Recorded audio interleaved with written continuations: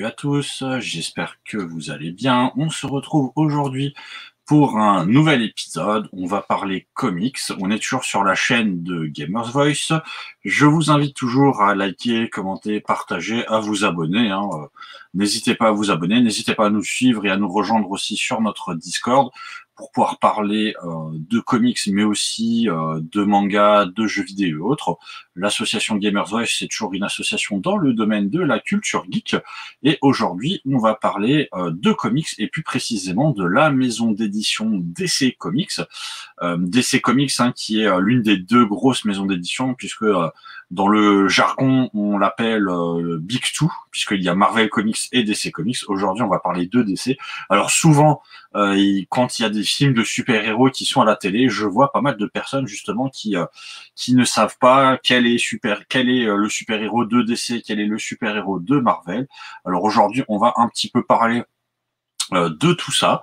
D'ailleurs, on va parler de la création de DC Comics, comment est-ce que c'est arrivé. Alors, il faut savoir déjà qu'actuellement, DC Comics, ça fait partie de la société Warner Bros. Donc, qui est une assez grosse société. Et pour ceux qui connaissent, DC Comics est aussi propriétaire d'autres éditeurs de comics comme Vertigo ou Wildstorm, qui sont des petites maisons d'édition, enfin des maisons d'édition en tout cas plus petites que DC Comics.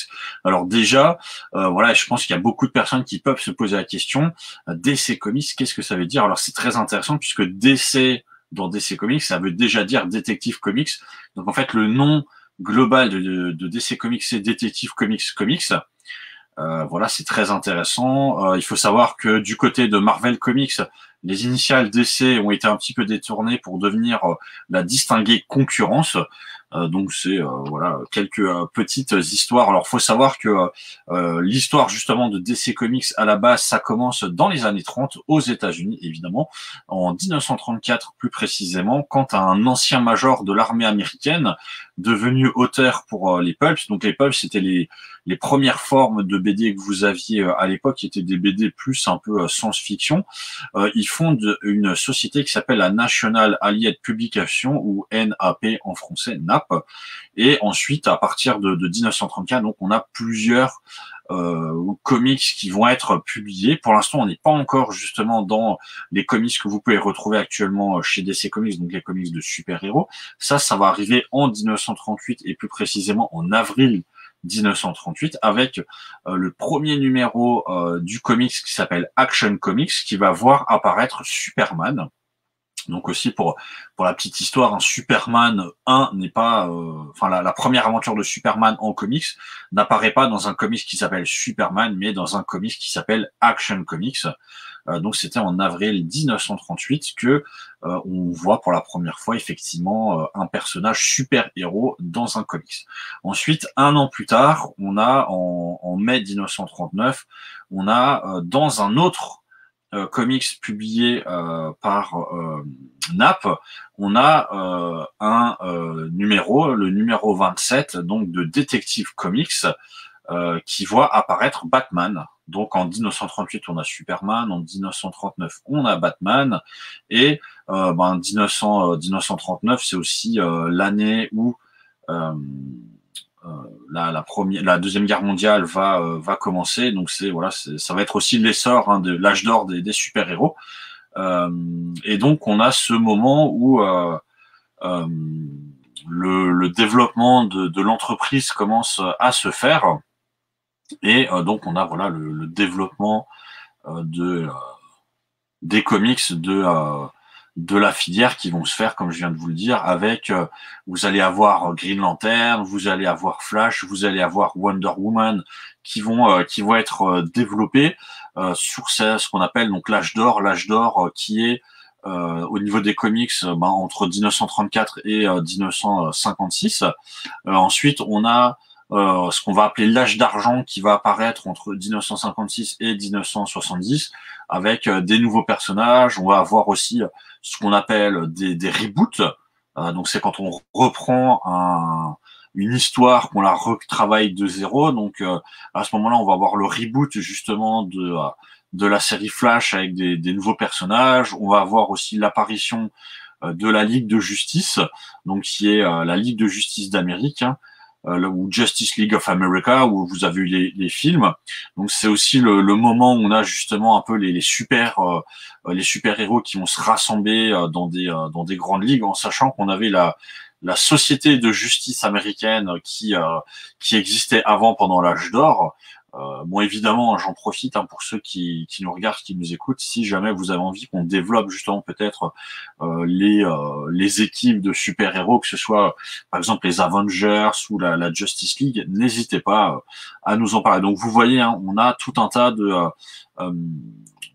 super-héros qui vont être développés sur ces parties. Vous pouvez le voir d'ailleurs aujourd'hui, hein, c'est vrai que la grosse base de super-héros, c'est pendant l'âge d'or et l'âge d'argent qu'ils ont été développés, et actuellement c'est plus vraiment des suites qui sont faites, c'est-à-dire qu'il y a très peu au final de nouveaux super-héros malheureusement qui voient le jour. Et donc le nom tout simplement de DC Comics actuellement vient tout simplement de, comme je vous l'ai dit, le nom du comics Detective Comics qui était publié, Detective Comics qui portait Batman au tout début, hein, puisque Batman pareil a fait son apparition dans un numéro qui ne portait pas son nom, et en fait Detective Comics était le numéro le plus vendu de toute la maison d'édition. Alors, comme je vous l'ai dit au début, c'est vrai que souvent, avec tous les films de super-héros, les gens ne savent pas forcément d'où vient tel ou tel super-héros. Donc, pour faire extrêmement simple, vous avez un petit peu les super-héros, Superman, Batman, Wonder Woman, Green Lantern, Flash et compagnie. Ce sont les héros DC, et vous avez les héros Marvel comme Spider-Man, les 4 Fantastiques, les X-Men, Hulk, etc. En fait, ça se voit assez facilement, en tout cas dans les premiers films, puisque par exemple les héros Marvel, vous allez les retrouver toujours dans des films avec un peu de comédie et autres, et les héros DC, il y a un petit peu plus de noirceur, même si c'est un peu compliqué. Donc c'est un des points qui sépare un petit peu les deux univers, c'est que l'univers DC est un univers un petit peu plus noir. Et après, ce que vous pouvez remarquer, que ce soit à la fois dans les BD et aussi, par exemple, dans les dessins animés ou même dans les films, c'est qu'il y a quelque chose aussi qui est assez frappant. C'est que les films, vous regarderez les films liés à l'univers Marvel, sont des films dans lesquels vous allez voir des gens, en fait, dans les rues. Il y a énormément de gens, alors que les films DC, souvent, ce sont des films où les rues sont assez vides, parce que étrangement, c'est vrai qu'il y a toujours peu de personnes, en fait. Il y a moins de foule, en fait, dans les films DC que dans des films Marvel. Donc on arrive un petit peu à la fin de notre histoire sur DC, hein. Donc voilà, maison d'édition qui commence en 1934, qui voit un petit peu son explosion dans les années 38-39 et la création, l'âge d'or de quasiment tous les super-héros de l'univers DC. Moi, je vous invite encore une fois à nous liker, commenter, partager, à nous rejoindre sur Discord pour pouvoir parler de super-héros ou de comics, de mangas et autres. Et je vous souhaite une super bonne journée. Ciao!